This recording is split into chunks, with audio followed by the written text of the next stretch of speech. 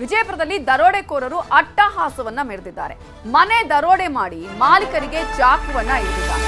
ಮನೆ ಮೇಲಿಂದ ಮಾಲೀಕನನ್ನ ಎತ್ತಿ ಬಿಸಾಡಿದ್ದಾರೆ. ಈ ಒಂದು ಘಟನೆಯಲ್ಲಿ ಈಗಾಗಲೇ ನಾವು ನೋಡ್ತಾ ಇದ್ದೀವಲ್ಲ, ದರೋಡೆ ಪ್ರಕರಣಗಳ ಸಂಖ್ಯೆ ದಿನದಿಂದ ದಿನಕ್ಕೆ ಜಾಸ್ತಿ ಆಗ್ತಾ ಇದೆ ಅನ್ನೋದನ್ನ. ಮನೆ ಮೇಲಿಂದ ಮಾಲೀಕನನ್ನೇ ಎತ್ತಿ ಬಿಸಾಡಿದ್ದಾರೆ ಇಲ್ಲಿ ದರೋಡೆಕೋರರು. ಮಾಲೀಕನಿಗೆ ಚಾಕು ಇರ್ದಿದ್ದು ಮಾತ್ರ ಅಲ್ಲ, ಮನೆಯ ಚಿನ್ನಾಭರಣವನ್ನ ಕದ್ದಿದ್ದು ಮಾತ್ರ ಅಲ್ಲ, ಮನೆ ಮೇಲಿಂದ ಮಾಲೀಕನನ್ನ ಎತ್ತಿ ಬಿಸಾಡಿದ್ದಾರೆ. ಹೇಗ್ ಬರ್ತಾರೆ ಇವರು ಅಂತ ಹೇಳಿದ್ರೆ, ಕೊಡಲಿ, ರಾಡ್, ತಲವಾರನ್ನ ಹಿಡಿದು ಈ ಗ್ಯಾಂಗ್ ಬರುತ್ತೆ. ಸಂತೋಷ ಕನ್ನೊಳ್ಳಿ ಅನ್ನುವವರ ಮನೆಯಲ್ಲಿ ದರೋಡೆಯನ್ನ ಮಾಡಿದೆ ಈ ಗ್ಯಾಂಗ್.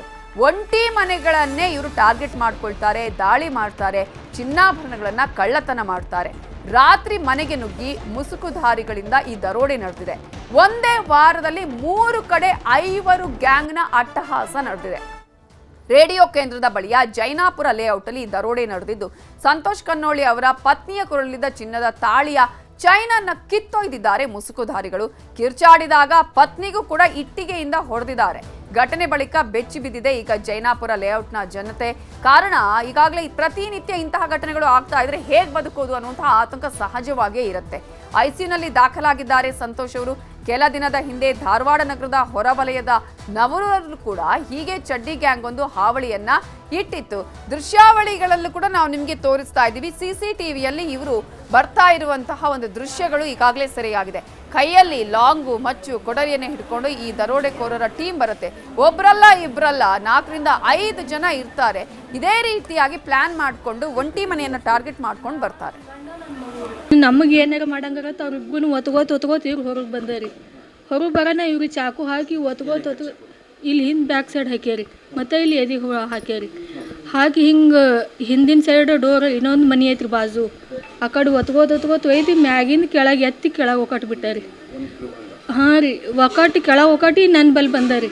ನನ್ನ ಬಲ್ ಬಂದು ಚಾಕು ತೋರ್ಸಕತ್ತ ನಾನು ಅಂಜಿ ಸುಮ್ಮನೆ ನಿಂತುಬಿಟ್ಟೆ. ನಿಂದ್ರನದು ನನ್ನ ಶಾರ್ಟ್ ತೊಳಿ 1.5 ತೊಲಿದಿತ್ತು ರೀ. ಅದು ಕಸ್ಕೊಂಡು ಹೋಗಿ ಕೆಳಗೆ ಗೇಟ್ ಮುಂದೆ 5 ಮಂದಿ ನಿಂತಿದ್ದು ರೀ ಮಾತಾಡ್ಕೋತ. ನಿಂತಾರತ್ತೇಳಿ ನಾ ಬಾಜು ಒಬ್ರು ಎದ್ದು ಬಂದು ಲೇಡೀಸಕ್ಕೆ ಎಲ್ಲಿ ಹೊರಗೆ ನಿಂತಿದ್ದು ರೀ. ನಿಂದ್ರನ ನಿಮ್ಮ ಅಣ್ಣ ಕಾಣಲ್ಗೆ ಬರ್ರಿ, ಎಲ್ಲಿ ಒಕ್ಕಟಾರೇನು ಹೊಡೆದು ನಿಮ್ಮ ಅಣ್ಣ ಕಾಣಲ್ಗೆ ಬರ್ರಿ ಅಂತ ನಾ ಚೀರಾಕತನ ನನಗೆ ಕೆಳಗಿಂದ ಇಟ್ಟಂಗಿ ತೊಗೊಂಡು ಇಲ್ಲಿ ತಲೆಗೆ ಹೊಡೆದ್ರಿ. ಹೊಡೆನ ನಾವು ಮತ್ತು ಅಂಜಿ ಒಳಗೆ ಓಡಿ ಹೋಗಿ ಕೊಂಡಿ ಹಾಕ್ಕೊಂಡು ಆಜು ಬಾಜುದವ್ರಿಗೆಲ್ಲ ಫೋನ್ ಹಚ್ಚಿ ಕರೆಸಿಂದ ಅಟೋತ್ತಿಗೆ ಅವ್ರು ಹೋಗೇ ಬಿಟ್ಟಿದ್ದು ರೀ. ರಾತ್ರಿ 1 ಗಂಟೆ ಸುಮಾರು ರೀ ಕಾಡ್ರು ಬಂದಿದ್ರು ರೀ ಇಲ್ಲೇ ನಮ್ಮ ಬಿಲ್ಡಿಂಗ್ಗೆ. ಅದಕ್ಕೆ ನಮ್ಮನ್ನ ಒಳಗೆ ಕೀಲಿ ಹಾಕಿದ್ರಿ. ಆಕೆ ಮ್ಯಾಲಿನ ಮನೆ ಬಾಡಿಗೆ ಇದ್ದವ್ರ ಮನೆಗೆ ಒಳಗೆ ಹೋಗಿ ಅವ್ರನ್ನ ಬಡಿದು ಇದು ಮಾಡಿ ಅವ್ರ ತಾಳಿ ಅದು ಕಿತ್ಕೊಂಡು ಹೋಗಿದ್ದಾರೆ ರೀ ನೆನ್ನೆ. ಅದೆಲ್ಲ ಅವರು ಬಂದು ಹೋಗೋ ಮಗ್ಗಲೆಲ್ಲ ಮಂದಿ ಹೇಳ್ಬೇಕಂದ್ರೆ ಅವ್ರ ಕೈ ಆಯುಧ ಅದು ಇದು ಇಟ್ಕೊಂಡಿದ್ರು. 1-2 ಜನ ಅವ್ರಿಗೆ ಹೆದರಿ ಅವ್ರಿಗೇನು ಮಾತಾಡ್ಸಕ್ಕೆ ಹೋಗಿಲ್ಲ. ಅಷ್ಟ ಆದ ಕೂಡಲೇ ಎಲ್ಲ ಪೊಲೀಸ್ ಡಿಪಾರ್ಟ್ಮೆಂಟ್ ಎಲ್ಲ ಮಂದಿ ಬಂದ್ರಿ. ಬಂದು ಎಲ್ಲರೂ ಕೂಡ ಹುಡುಕಾಡಿದ್ವಿ, ಅವ್ರೇನು ಸಿಗಲಿಲ್ಲ. ಇದೇ ವಿಚಾರಕ್ಕೆ ಸಂಬಂಧಪಟ್ಟ ಹಾಗೆ ಇನ್ನಷ್ಟು ಡೀಟೇಲ್ಸ್ ಅನ್ನ ಕೊಡೋದಕ್ಕೆ ನಮ್ಮ ರಿಪೋರ್ಟರ್ ಗುರುರಾಜ್ ಈಗ ಫೋನ್ ಸಂಪರ್ಕದಲ್ಲಿ ಜಾಯ್ನ್ ಆಗಿದ್ದಾರೆ. ಗುರುರಾಜ್, ಈಗ ಒಂದೇ ವಾರದಲ್ಲಿ 3 ಕಡೆ ಇಂತಹ ಒಂದು ದಾಳಿ ಆಗಿದೆ ಅಂತ ಹೇಳಿದ್ರೆ, ಒಂದೇ ಟೀಮ್ ಮಾಡ್ತಾ ಇರೋದಾ ಈ ರೀತಿಯಾದಂತಹ ಕೃತ್ಯವನ್ನ, ಅಥವಾ ಬೇರೆ ಬೇರೆ ಟೀಮಾ ಅನ್ನೋದು ಒಂದು ಕಡೆ ಆದ್ರೆ, ಯಾವ ಭಾಷೆಯಲ್ಲಿ ಮಾತಾಡ್ತಾ ಇದ್ರು, ಅಥವಾ ಇಲ್ಲಿ ಅವರ ನಾರ್ತ್ ಸೈಡ್ನವರ, ಇದರ ಬಗ್ಗೆ ಏನಾದರೂ ಪೊಲೀಸರಿಗೆ ಮಾಹಿತಿ ಸಿಕ್ಕಿದೆಯಾ? ಹೇಗೆ, ಯಾವ ರೀತಿಯಾಗಿ ಈಗ ಇಡೀ ಒಂದು ತಂಡವನ್ನ ಹುಡುಕುವ ಪ್ರಯತ್ನ ನಡೀತಾ ಇದೆ?